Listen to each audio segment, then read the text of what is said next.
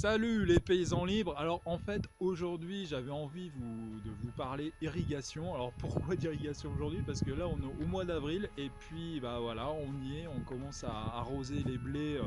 Ça fait maintenant plus d'un mois qu'on n'a pas eu une goutte d'eau, donc période extrêmement sèche, début de printemps extrêmement sec. Et donc, en 2017, en fait, je me pose vraiment la question de la pertinence de l'irrigation sur du blé, hein, parce qu'aujourd'hui, le blé cote à peu près 170 euros de la tonne, hein, pour la prochaine récolte. Et donc, si on retire la base, on atteint les moins de 150 euros de la tonne. Et donc, irriguer dans ces conditions, est-ce que c'est rentable? Alors, je vous dis ça parce que on n'a pas forcément conscience des coûts de l'irrigation, mais il faut savoir, enfin ça c'est un agriculteur qui m'avait dit ça, hein, Dum entre autres, hein, qui est connu sur la twittosphère. Il m'avait dit que, alors, si je me trompe pas, hein, en fait 1 mm par hectare, ça a coûté à peu près en irrigation, hein, de mettre 1 mm d'eau par hectare, ça a coûté à peu près 45 centimes par millimètre d'irrigation. Et donc forcément, alors ça compte uniquement les charges courantes, hein, du type électricité, etc. Mais ça ne comprend pas l'amortissement du matériel, du temps passé et évidemment des installations. À ce prix-là, ça double facilement, hein. 1 millimètre, ça coûte largement 1 euro probablement pour irriguer un champ. Donc, sachant qu'un tour d'eau, on balance à peu près entre 20, 25, 30 mm selon les besoins. Donc vous voyez, ça fait vite une addition salée. Alors d'autant que le blé est pas cher, le maïs non plus. Alors moi je me pose des questions, je me dis mais à quel stade de la culture doit-on arroser? Alors c'est vrai que si on fait l'impasse maintenant, on va limiter le potentiel pour la suite.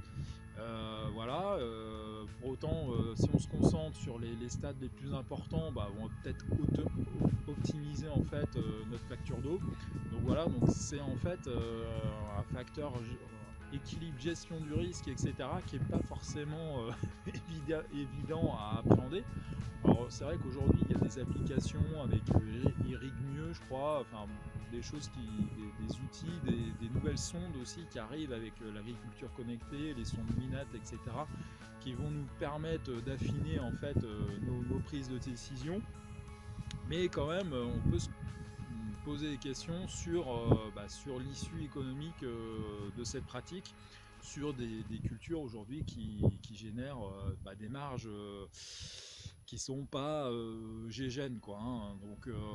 Donc je me pose des questions. Alors par rapport à ça, alors qu'est-ce qu'on peut apporter de plus? Quelles sont les réflexions?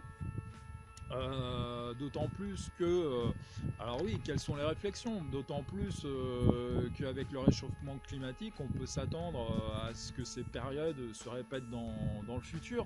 Enfin, en fait, on ne sait pas trop, mais on sait qu'on aura probablement moins d'eau, que probablement le climat va se déplacer vers le nord, c'est-à-dire qu'on aura peut-être ici, moi je suis dans la région centre, j'aurai peut-être le climat d'une région plus au sud auparavant.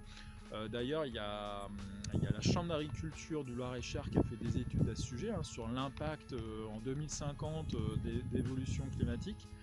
Donc c'est très intéressant et donc ils anticipent des adaptations en termes de culture, en termes de pratiques, etc. Mais en attendant, qu'est-ce qu'on peut faire? Alors, ce qu'on peut faire, c'est tout simplement de choisir des espèces qui sont plus adaptées à ce type de conditions, hein, qui résistent peut-être plus au stress hydrique, ou qui en termes de cycle de vie sont plus adaptées en fait aujourd'hui à cette nouvelle météo, à cette donc voilà, donc ça c'est un premier point. Aussi adapter peut-être des variétés plus rustiques, moins sensibles au stress en eau.